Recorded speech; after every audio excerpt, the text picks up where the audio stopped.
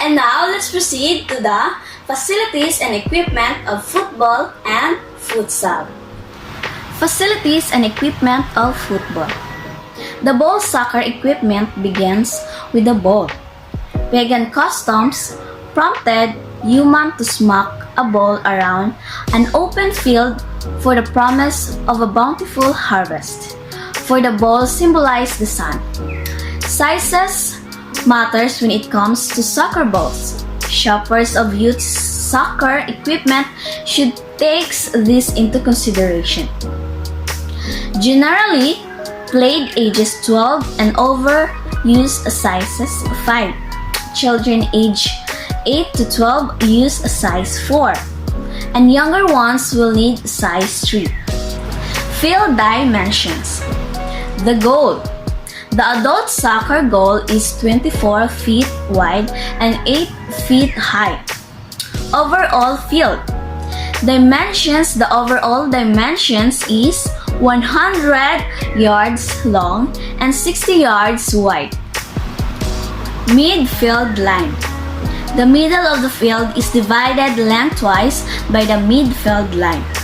Center circle. In the center of the field, there is 10-yard circle which defenders must stay out of at the start of the play. Penalty area, or also called the penalty box. A rectangular box 44 yards wide by 18 yards deep is centered on the goal. Fouls committed in this area may result in penalty kick. Penalty mark. The penalty mark is 12 yards from the end line, inside the penalty area where penalty kicks are placed. Goal area. The goal area is a box. Box are 20 yards wide by 60 yards deep inside the penalty area, also centered on the goal. This box marks the area from which a goal kick must be placed. Corner kicks circle. A 1-yard quarter circle is marked on each corner of the field, indicating where a player must place the ball prior to corner kick. Cleats of turfs. A very important gear for every football player.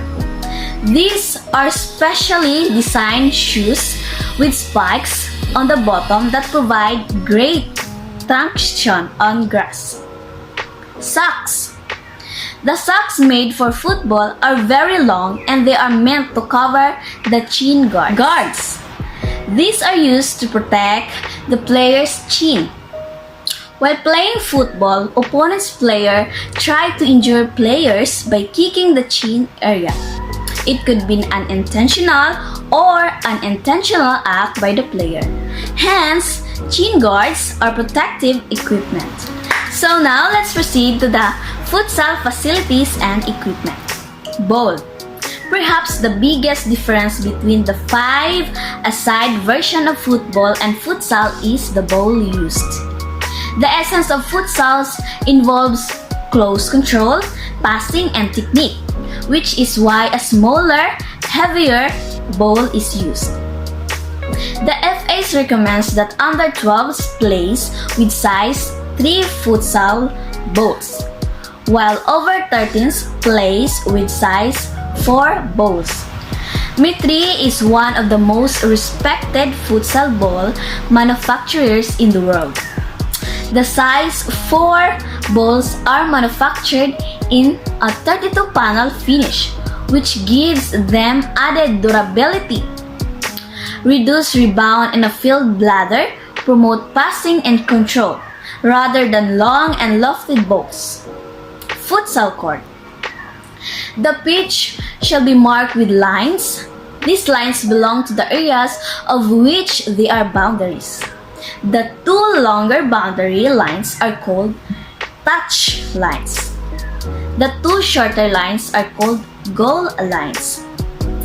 All lines shall be 8 cm wide. The pitch shall be divided into 2 halves by the halfway line. The center mark shall be indicated at the midpoint of the halfway line. A circle with a radius of 3 meters shall be marked around it. The penalty area shall be marked out of each end of the pitch as follows. Quarter circles with a 6-meter radius shall be drawn centered on the outside of each goal post. The quarter circle goal in line to meet two imaginary lines 6 meters in length drawn at right angles to the goal line from the outside of the goal post. The upper part of each quarter circle shall be joined by a 3.16 meter like running parallel to the goal line between the goal post. The curved line marking the outer limit of the penalty area is known as the penalty area line. The penalty mark. A mark shall be drawn 6 meters from the midpoint between the goal post and equidistant from them. The second penalty mark. A second mark shall be drawn on the pitch 10 meters from the midpoint between the goal post and equidistant from them. The substitutions zone are the areas on the touch line in front of the team benches that the player shall use to enter and leave the pitch.